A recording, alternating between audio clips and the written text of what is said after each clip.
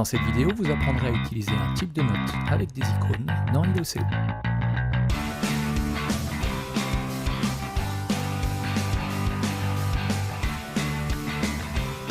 On va créer donc un type de note numérique. On va l'appeler note icône. Voilà. Note maximale, minimale, je ne vais rien mettre pour l'instant. Je vais simplement aller dans les icônes et je vais choisir mes smileys. Voilà. Et je vais leur donner un nombre de points. Donc celui-ci, je vais lui dire qu'il vaut 5. Celui-ci vaut 4. Celui-ci vaut 3. Celui-ci vaut 2. Celui-ci vaut 1. Et je ne ferai rien d'autre là-dessus. J'ai donc créé un type de note que je retrouve ici. Il est où? Voilà, tout en haut, note icône, qui va prendre en compte donc des valeurs par rapport à des icônes. Je vais vérifier également par la petite roue crantée dans mes éditeurs personnalisés. Je me suis créé un petit éditeur avec les icônes, ce qui va me permettre d'y accéder facilement lorsque je vais les utiliser avec une colonne.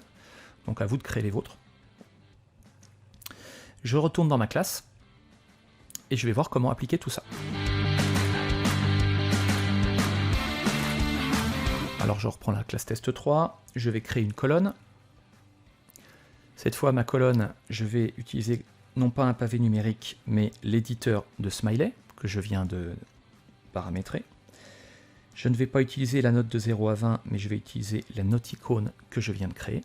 Je vais appeler ma colonne note icône. J'enregistre.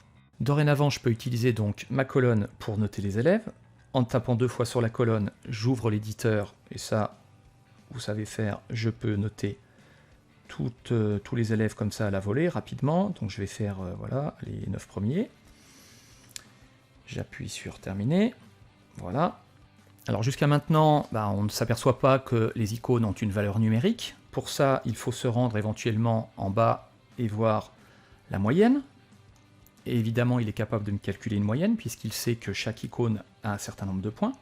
Et si je veux en avoir la preuve, je peux tout simplement lui demander de me faire un calcul en additionnant, par exemple, la colonne icône.